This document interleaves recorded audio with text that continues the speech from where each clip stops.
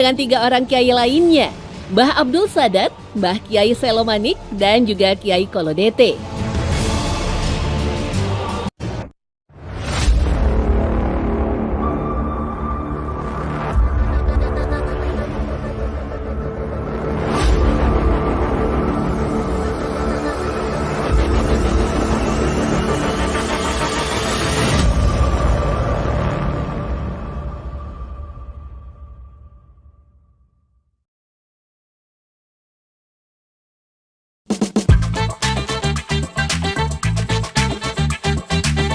Dieng, kawasan ini ternyata tak sekedar kawah yang indah ataupun pemandangan bukit yang memanjakan mata. Juga tak sekedar panorama sawah menghijau yang membuat para pengunjung betah menghabiskan waktu. Di kawasan ini, sebuah air terjun setinggi 125 meter tersembunyi di balik panorama magis Dieng. Terletak di ketinggian 1.800 di atas laut, curug ini masuk dalam wilayah salah satu desa tertinggi di Indonesia, yaitu Sembungan Wonosobo. Perjalanan menuju curug terkenal dengan jalurnya yang terbilang ekstrim. Tetapi bahkan dari kejauhan, Curug Sikarim memang tak bisa ditolak keindahannya. Selain panorama yang memukau, Curug Sikarim memang terbilang unik. Aliran air terjun tersebut terbelah menjadi 2 bagian. Curug sebelah kananlah yang disebut Sikarim, dan sebelah kiri diberi nama Sikuwung. Penamaan curug tersebut konon diambil dari salah satu sosok penyebar Islam yang petilasannya ditemukan di area curug, Kiai Abdul Karim beserta sang istri Nyai Anjar Saketi. Curug sebelah kanan merupakan penggambaran Mbah Karim, sementara itu di sebelah kiri yang disebut Curug Sikuwung merupakan penggambaran Nyai Saketi. Karena keberadaan petilasan itulah, Curug Sikarim menjadi tujuan tidak hanya wisatawan, tetapi juga peziarah. Berasal dari aliran Telaga Cebong Dieng, air Curug Sikarim sering dimanfaatkan oleh pengunjung untuk diambil keberkahannya.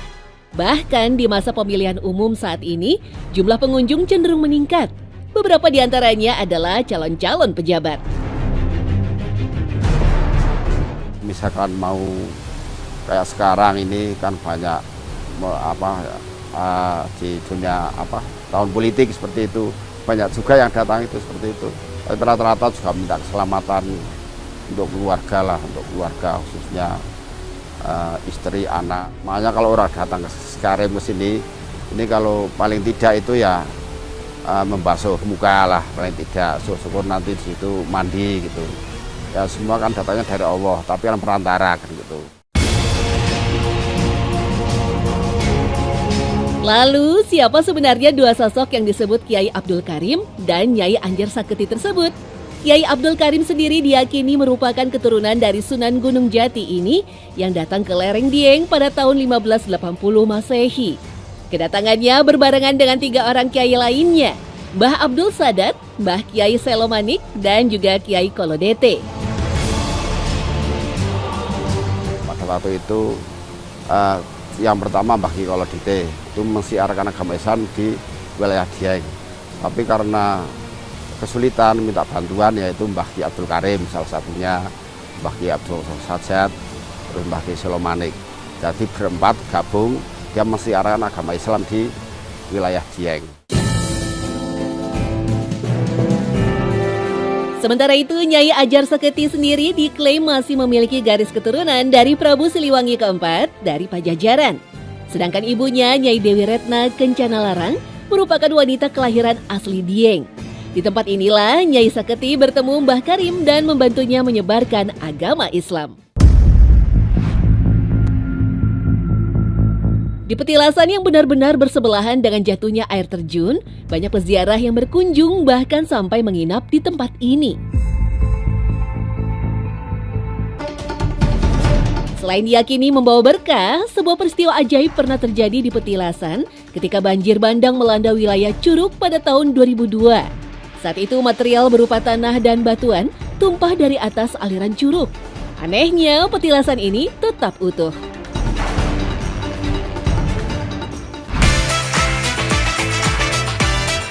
Selain Curug Sikarim, Dieng juga memiliki destinasi wisata berupa danau-danau yang indah. Salah satunya adalah Telaga Menjer. Terletak di Desa Maron, Kecamatan Garung, Telaga Menjer menjadi salah satu objek wisata terbesar di Kabupaten Wonosobo. Dengan luas mencapai 80 hektar dan kedalaman hingga 45 meter, hamparan air yang dikelilingi oleh perbukitan sungguh sangat memanjakan mata.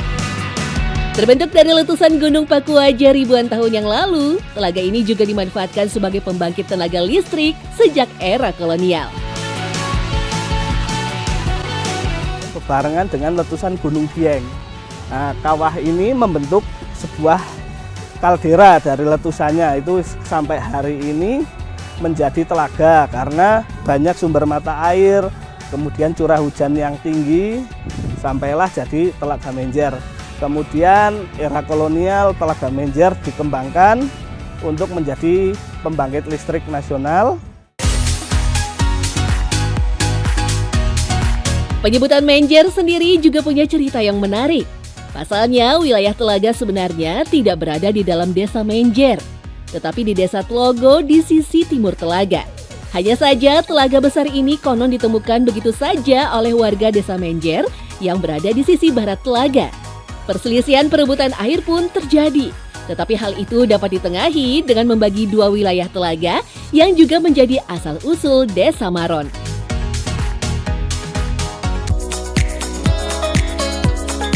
Di Telaga Menjer terdapat sebuah goa yang diyakini menjadi cikal bakal terbentuknya Telaga Menjer. Masyarakat biasa menyebutnya Goa Kayu Bulu. Untuk mencapai lokasinya yang berada di sisi barat telaga, kami harus menaiki perahu dan menyeberangi Telaga Menjer. Meski sekarang terlihat bersih, telaga ini dulunya sangat lekat dengan kesan angker. Ardi menyebut, telaga ini dulunya tak sebersih sekarang. Bahkan kesan angker justru yang paling kuat dirasakan pengunjung. Enceng gondok di mana-mana itu hampir penuh enceng gondok pada masa itu. Kotor itu kan identik dengan konotasi yang negatif ya, sehingga memicu persepsi dari masyarakat bahwa Telaga Menjer itu terkesan horor seperti itu. Tapi mulai tahun 2012 kita lakukan pembersihan enceng gondok sampai 2015 itu hampir ya bisa dibilang selesai, clear, jadi bersih seperti sekarang. Jadi menjadi Telaga Menjer itu sekarang ya asri. Bahkan karena kesan angkernya, banyak yang datang ke Telaga Menjer justru untuk melakukan hal-hal yang negatif. Banyak orang-orang yang tersesat untuk dalam mencari rezeki itu datangnya ke Telaga Menjer dengan banyak tujuan, minta nomor, minta wangsit atau apa, tapi sampai hari ini ya sudah tidak ada hal-hal semacam itu. Sesampainya di Goa Kayu Bulu, nuansa berubah menjadi dingin dan agak mencekam.